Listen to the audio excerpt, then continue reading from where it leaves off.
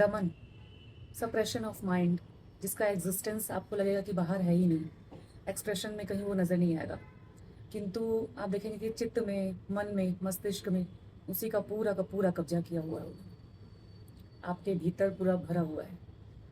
तो ये दमन की शुरुआत जो हमने बात करी थी थोड़ी सी, कि कैसे घर से ही, बचपन से ही, जब छोटे से, जब आपने जन्म लिया तब से ही उसकी शुरुआत हो चुकी है।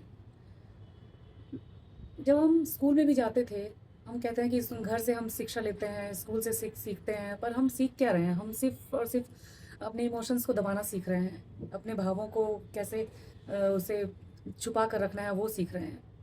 विद्यालय में जब हमने प्रवेश किया तो धीरे धीरे करके पढ़ाई शुरू हुई, लेकिन वहाँ भी जब छोटे छोटे बच्चे आपस में भी हक कर लें, जेंडर, दो बच्चे, तो जब कोई लड़की, छोटी सी लड़का अगर आपस में हक कर लिया तो उसे भी टीचर दोनों को सेपरेट कर देती है, बताती कि ये गलत है, ऐसा नहीं करना चाहिए, ठीक है, उसको एक्सप्रेस करती है ऐसा।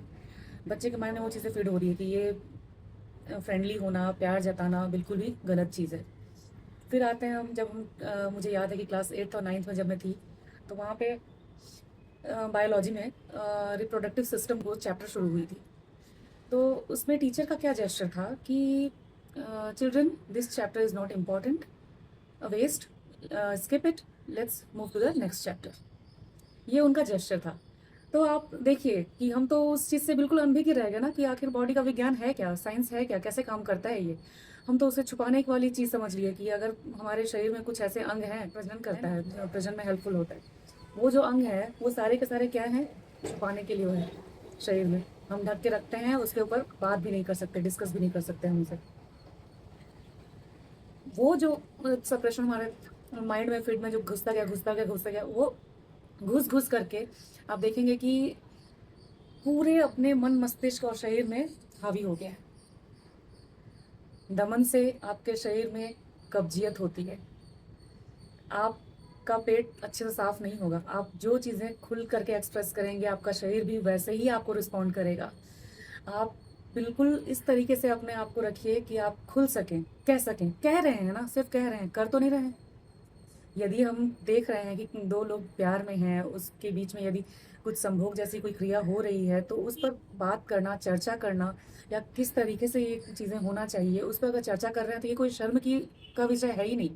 ये विषय है कि उस पर अवेयरनेस चाहिए, उस पर आपको डिस्कशन चाहिए, एक ओपन हेल्दी डिस्कशन चाहिए, ना कि उसे दबा दबा करके उस पर हंसा जाए। मेरे जो स्टूडेंट रहे थे, जब मैं, एक्चुअली मैं टीचर रही हूँ स्कूल में काफ़ी सालों से, तो मेरे पास एक सब्जेक्ट था कि उन्हें पढ़ाना है सोशल साइंस, पॉलिटिकल साइंस में जब सेक्स की बात करते हैं, सेक्स जो कि जेंडर को इंडिकेट करता था, उस सेक्स वर्ड को लेकर के भी बच्चे जो हैं आपस में मुंह छुपाना, एक दूसरे को देखना, सर झुका लेना, तो ये सब क्रियाएं उनकी देखने को, उनकी प्रतिक्रियाएं देखने को मिलती थी। मतलब आप सोचिए, इतने छोटे से बच्चे, teenage, they are just 13 and 14 years old, maybe 15 also, तो उनमें भी ये चीज़ें इतनी घर कर गई है।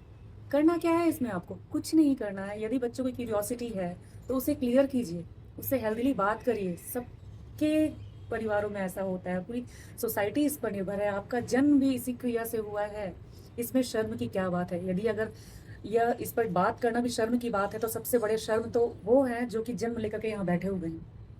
जीता जागता शर्म है वो। फिर तो संभोग के परिणाम स्वरूप हम यहाँ पे हैं ना, हमारा एग्जिस्टेंस यहाँ पे उसी के कारण है। इस पर डिस्कशन होना अति आवश्यक है। एक सेक्स एजुकेशन बच्चों को मिलना बहुत आवश्यक है, इसे हेल्दी तरीके से बच्चे लें वो बहुत आवश्यक है। और आप इसे देख करके नेग्लेक्ट ना करें। अगर बच्चा आपका छोटा है, वो आपको इन चीज़ों से परे होकर के अगर वो आपको पूछने की कोशिश करता है, अगर वो जानना चाहता है, तो उसकी क्यूरियोसिटी को बिल्कुल शांत करिए, अच्छे से हेल्दी तरीके से, ना कि उसे डांट डपका के गए जा यहाँ से, फालतू बातें नहीं करते।